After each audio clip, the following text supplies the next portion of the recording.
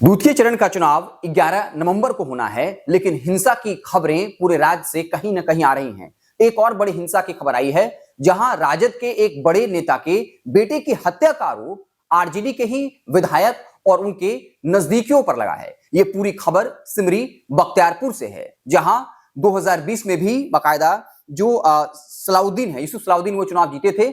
2025 में भी वो चुनावी मैदान में थे, लेकिन इसी बीच सुबह जो है संदेहास्पद स्थिति में सुरेंद्र यादव, जो राजद नगर अध्यक्ष थे, उनके 17 वर्षीय पुत्र जो इंटर का छात्र था प्रीतम कुमार, उसकी मौत हो गई। और उनके परिजन ये आरोप लगा रहे हैं कि चूंकि उनका परिवार विधायक जी का विरोध कर रहा था, इसलिए इस घटना को अंजाम दिया गया। हालांकि पुलिस की तरफ से अभी भी खुलकर कोई स्पष्ट बयान नहीं आया है। उन्होंने कहा कि गहराई से जांच करने के बाद जो है हम इसमें कुछ बता पाएंगे। लेकिन प्रीतम जिसकी हत्या हुई, उनके परिजन जब ऐसा आरोप लगा रहे हैं, वो भी तब जब दोनों ही आरजेडी से जुड़े हुए हैं। इसके बाद कहीं ना कहीं ये खबर जो है वो बहुत वायरल हो रहा है। सत्ता पक्ष को भी एक मौका मिल गया है कि आरजेडी एमवाई समीकरण की बात करती है, लेकिन इस घटने के बाद जहां एक यादव की मौत हुई, लेकिन आरजेडी जो है उसने चुप्पी साध रखी है। आपको बता दें कि ये जो खबर है वो सिमरी बख्तियारपुर से है।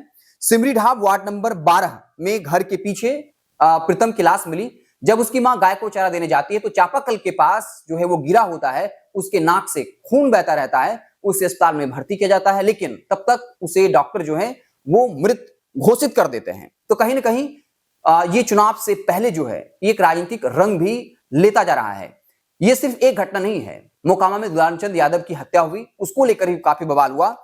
उसके बाद नारायणपुरा में जो निर्दलीय प्रत्याशी एक थे, उन्होंने आरोप लगाया कि उनके समर्थकों के साथ जो है आरजेडी के कार्यकर्ताओं ने मारपीट की। सिर्फ इतना ही नहीं, मरिया चौक सराय एक इलाका है जहां पर राजद के एक कार्यकर्ता को चाकू से मारने का आरोप बीजेपी कार्यकर्ताओं पर लगा है। तो कहीं ना कहीं हिंसा की खबरें जो हैं वो थमने की नाम नहीं ले रहा है। सिमरी बख्तियारपुर जिन पर ये आरोप लगा है विधायक पर, उनके नजदीकियों पर, उनमें नगर परिषद के पति व विधायक के नजदीकी हसन आलम जो है, उन पर हत्या का आरोप है। आपको बता दें कि जो सलाउद्दीन, यूसुफ सलाउद्दीन है, वो खगड़िया से पूर्व सांसद जो महबूब अली कैसर हैं, उनके जो है बेटे हैं। बता दें कि नवाब जो खानदान है उसकी चौथी पीढ़ी जो है यूसुफ सलाउद्दीन है। उनके दादा चौधरी सलाउद्दीन जो है वो 7 बार के विधायक और मंत्री भी रहे।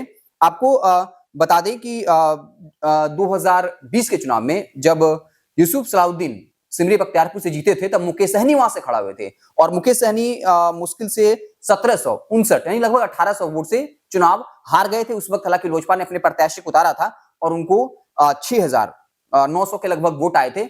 इस बार लोजपा समर्थित जो है संजय सिंह वहां से चुनावी मैदान में है। तो साफ तौर पर इस घटना की सच्चाई क्या है, ये पुलिस के बयान के बाद ही सामने आएगा। लेकिन खुद जब प्रीतम के परिजन ही आरोप लगा रहे हैं तो एक बड़ा मुद्दा जो है वो बन गया है।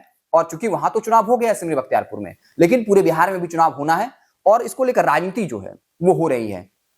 कहां चुप होना है, कहां बोलना है, राजनेता ये बेहतर तरीके से जानते हैं। तो जब कल 11 नवंबर को चुनाव होना है तो कहीं ना कहीं ये मुद्दा जो है वो सत्ता पक्ष जोर शोर से उठाने की कोशिश कर रही है। देखते रहें द इंडिया टॉप। बहुत बहुत धन्यवाद।